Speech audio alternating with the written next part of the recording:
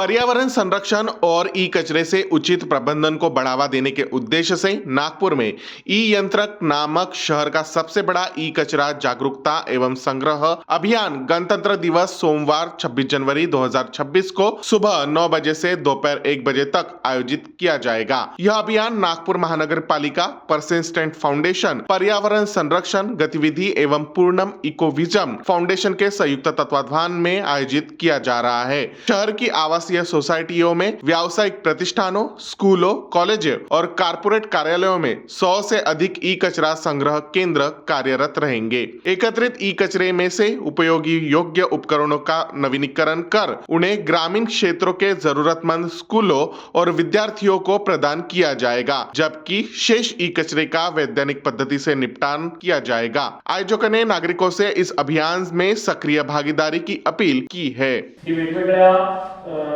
शहरांमध्ये 26 जानेवारीच्या निमित्ताने केली जाते। या माहिती देण्यासाठी ही पत्रकार परिषद आयोजित केली। दिनांक 26 जानेवारीला ही ड्राईव्ह होणार आहे। 26 जानेवारी प्रजासत्ताक दिनाचा औचित्य साधून ही ड्राईव्ह होणार आहे। तर या ड्राईव्हच्या साठीची माहिती आणि त्याची एकूण कल्पना ही कोलॅबोरेशन आहे आणि त्याच्यासोबत पर्यावरण संरक्षण गतिविधी, अरण्य फाउंडेशन अशा सर्व संस्था नागपुरातल्या एकत्र येऊन त्यांनी आयोजित केलेली ही ड्राईव्ह आहे। या सर्व आपल्या सर्वांपर्यंत माहिती आहे ई कचरा रूल्स, ई कचरा नियम हे 2011 साली भारत सरकारने दिले, म्हणजे अंमलात आणले। या ई वेस्ट रूल्स मध्ये म्हटलंय ह्या जरी 2011 साली हा रूल आला असला तर याबद्दल सर्वसामान्य लोकांमध्ये याची माहिती नाही, जनजागृती नाही। त्याच्यामुळे हा ई वेस्ट रूल्स बद्दलची माहिती, ई वेस्ट बद्दलची माहिती लोकांना कळावी आणि हा सगळ्या माध्यमातून जनजागृती झाल्यानंतर एक चॅनल तयार व्हावं की जे ऑथराइज रिसायकलर पर्यंत हा सर्व ई कचरा पोहोचवेल। जवळपास 20 शहरांमध्ये असं काम चालतं, ज्याच्यामध्ये इलेक्ट्रॉनिक कचरा म्हणजे काय, तो योग्य पद्धतीने कसा विल्हेवाट लावावा आणि तो विल्हेवाट नाही लागला तर त्याचे होणारे दुष्परिणाम हे सर्वसामान्य जनतेपर्यंत मुख्यतः शाळा, कॉलेजेस आणि नमस्ते, मी राजेश मणेरीकर पूर्णम इकोविजन फाउंडेशनचा CEO म्हणून काम करतो। पूर्णम इकोविजन फाउंडेशन संस्था 2012 पासून पुण्यामध्ये आणि महाराष्ट्रात आणि आता 3 राज्यांमध्ये काम करते। आपल्या सगळ्यांना नमस्कार।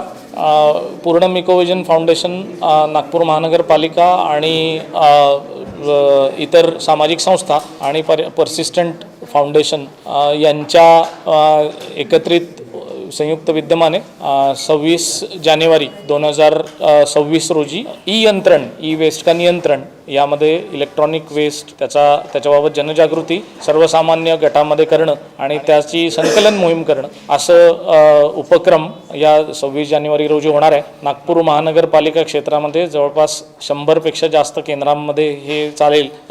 हे सगळी सेंटर्स ही व्हॉलेंटियर ड्रिव्हन आहेत, त्यामुळे हे सगळे स्वयंसेवक चालवतील आणि या सगळ्या केंद्रांमध्ये नागरिकांना अपील आहे की आपल्या घरातील इलेक्ट्रॉनिक कचरा ज्याच्यामध्ये सर्व विजेवर आणि बॅटरीवर चालणाऱ्या गोष्टी या आपण या ठिकाणी केंद्रांवर जमा कराव्यात, जेणेकरून त्याचा उपयोग यातील कॉम्प्युटर आणि लॅपटॉप या दुरुस्त करून शहरातील किंवा ग्रामीण भागातील गरजू व्यक्तींना हे पोचवल्या जातील आणि जो बियॉन्ड रिपेअर कचरा आहे हा कचरा हा महाराष्ट्र प्रदूषण नियंत्रण मंडळातर्फे जे मान्यताप्राप्त संस्था आहेत यांच्यापर्यंत पोचवला जाईल, जेणेकरून आपल्याकडचा ई कचरा योग्य प्रमाणात विभागला जाईल।